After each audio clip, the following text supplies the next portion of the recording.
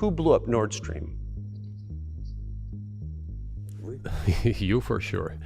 From the KGB to the Kremlin, and operating from the Caucasus to Crimea and beyond, how and why did Vladimir Putin become the man he is today? Born on October 7, 1952, Putin's early years saw an austere Soviet-era apartment, common for many of his generation. His father, a decorated veteran of the Soviet Navy in World War II, and his mother, a factory worker, instilled in him the values of hard work and patriotism from a young age. It wasn't all grim, though. Putin found an outlet in judo, a sport where discipline and strategy converge, traits that would define his later career. His prowess in judo wasn't just about physical strength. It helped shape his determination and tactical thinking. Pursuing higher education, Putin graduated from Leningrad State University with a degree in law, a foundation that would serve him well in the intricate world of politics and intelligence. His legal acumen caught the eye of the KGB,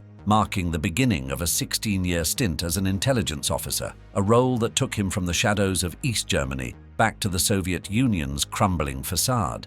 But Putin saw it as an opening. Leaving the KGB in 1991, he ventured into the political arena of Leningrad, now St. Petersburg. Under the wing of Anatoly Sobchak, the city's reformist mayor, Putin sharpened his political skills, navigating the treacherous waters of post-Soviet Russia with a blend of pragmatism and ruthlessness. This was just the prologue, but let's talk more about his espionage career. His early years in the KGB, marked by a 16-year tenure that saw him primarily stationed in East Germany, were foundational. Here, amidst the shadows of espionage and intelligence, Putin also gained a firm understanding of the other countries that the USSR competed with. One such escapade supposedly placed Putin in New Zealand, corroborated through New Zealand eyewitness accounts and government records. This has never been confirmed by Russian security services. The disintegration of the Soviet Union in 1991, however, put an end to this particular style of globe-trotting. For Putin, like many of his KGB compatriots, it was a moment of existential crisis, yet also an opportunity. Shedding his KGB mantle,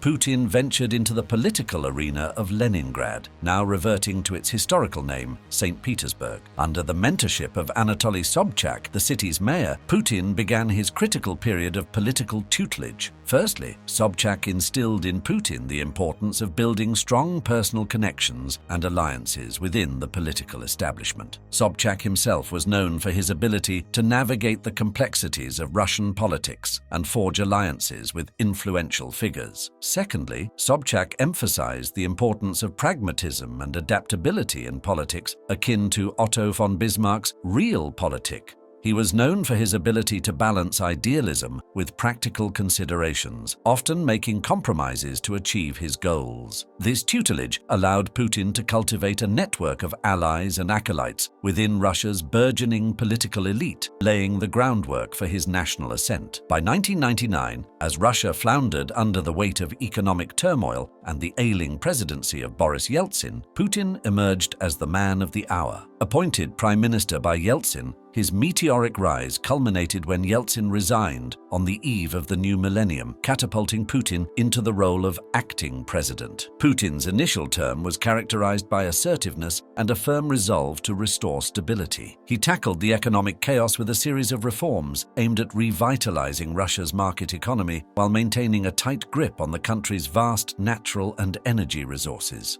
The Chechnya campaign, for example, brutal and controversial, underscored Putin's message: the restoration of order and federal authority at any cost. It was a period marked by a paradoxical blend of popularity and authoritarianism. Putin's efforts to rekindle national pride and reassert Russia's stature on the world stage resonated with a populace weary of the 1990s instability. His approval ratings soared, buoyed by a burgeoning economy and the semblance of stability. Yet this consolidation of power did not come without cost. The suppression of political dissent, curtailment of press freedoms, and the manipulation of Russia's electoral landscape raised alarms both domestically and internationally. Still, Putin's narrative, one of resilience in the face of adversity and the restoration of Russia's lost glory, remained compelling to many of Russia's citizens. By 2008, faced with constitutional term limits, Putin and Dmitry Medvedev switched roles, with Putin stepping into the prime minister's shoes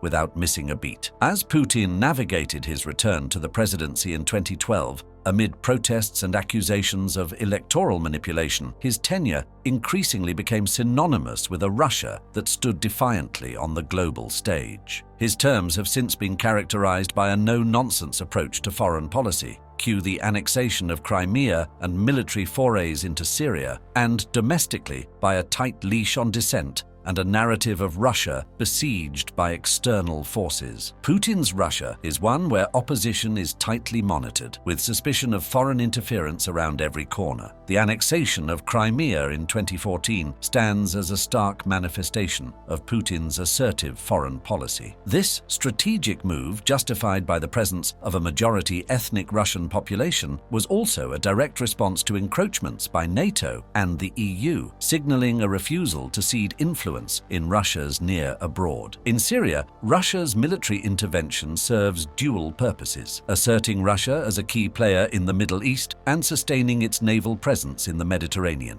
This involvement, while supporting an ally, underscores Russia's strategic intent to maintain a balance of power that counters Western influence. Another key motivator is to ensure the security of Russia's oil and natural gas exports, which are crucial to maintaining a strong economy. The sanctions of the West and wars present in the Middle East have led Russia to diversify their energy export clientele and intensify their supply of other nations such as China. Recent actions in Ukraine beyond historical tensions reflect a culmination of Russia's strategic posturing against NATO expansion and its desire to protect regional interests. These decisions, emblematic of Putin's tenure, underscore a commitment to restoring Russia's stature and influence on the global stage, often challenging Western norms and provoking international scrutiny.